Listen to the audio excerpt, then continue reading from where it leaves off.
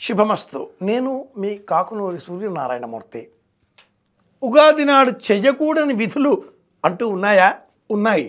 ఏం చెయ్యకూడదు, ఏం చెయ్యాలి, రెండు వేరే వేరే అంశాలు అవుతాయి. ఉగాది నాడు పంచాంగ శ్రవణం చేయడం, ఉగాది పచ్చడి స్వీకరించడం, దేవతారాధన, ఆలయ సందర్శన ఇవన్నీ కూడా చేస్తూ ఉంటామండి. చెయ్యకూడనివి కూడా ఉన్నాయి. అతి ముఖ్యమైనది చెయ్యకూడని వాటిలో ఒకటి డబ్బు అప్పు ఇవ్వకపోవడం. ఉగాది నాడు డబ్బు అప్పు ఇస్తే తిరిగి రాదు. ఉగాది నాడు ఎవరితో కూడా వాదించకూడదు. అలా వాదిస్తే సంవత్సరం అంతా వాదిస్తూనే ఉంటారు, అనవసరం.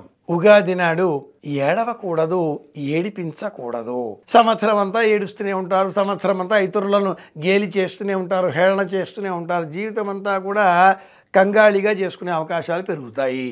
ఉగాది నాడు ఒక్క వస్త్రమైన నూతన వస్త్రం ధరించాలి. కట్టి విడిచిన పాత దుస్తులను ఉగాది నాడు ధరించకూడదు. ఇది ముఖ్యం. ఖచ్చితంగా ఉగాది నాడు తలంటుకోవాలి. కంఠస్నానం చేయకూడదు, శిరస్నానం చెయ్యాలి. ఇది 4వది. ఉగాది నాడు బొట్టు లేకుండా బయట మనం కాలు పెట్టకూడదు. నుదుట బొట్టు లేకుండా మగవారు కానీ, ఆడవారు కానీ, పిల్లలు కానీ, పెద్దలు కానీ ఎవరైనా కూడా నుదుట బొట్టు లేకుండా గడప దాటి బయట కాలు పెట్టకూడదు. సనాతన ధర్మాన్ని విశ్వసించేటటువంటి వారు, భారతీయులు, హైందవులు నుదుట బొట్టు లేకుండా గడప దాటి బయట కాలు పెడితే వాహన ప్రమాదాలు వచ్చే అవకాశాలు పెరుగుతాయి. మనిషిలో ఏకాగ్రత తగ్గుతుంది. సనాతన ధర్మం లేక విదేశీ ధర్మాలు ఏవైనా ఆయా ధర్మాలను పాటించే వ్యక్తుల విశ్వాసాలపైన ఆధారపడి ఉంటాయి. బొట్టు పెట్టుకునే అవసరం లేనటువంటి అన్యమతస్థుల సంగతి మనకు అనవసరం. అది వారి ధర్మం.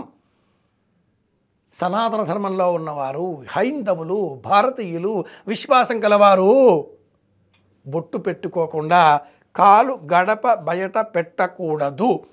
ఇది ప్రధానమైనది. 5వది అతి ముఖ్యమైనది, ఎవరికి ఉగాది నాడు లేదు అనకూడదు. ఎవరైనా ఏదైనా అడిగితే లేదు అన్న మాట నోట రాకూడదు.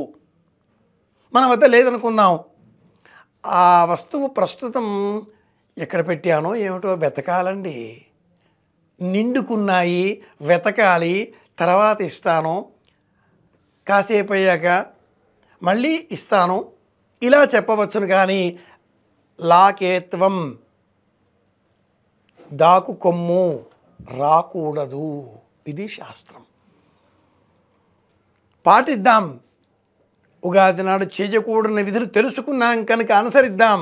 అందరి క్షేమాన్ని కోరుదాం. మళ్ళీ కలుసుకుందాం. నేను మీ కాకునూరి.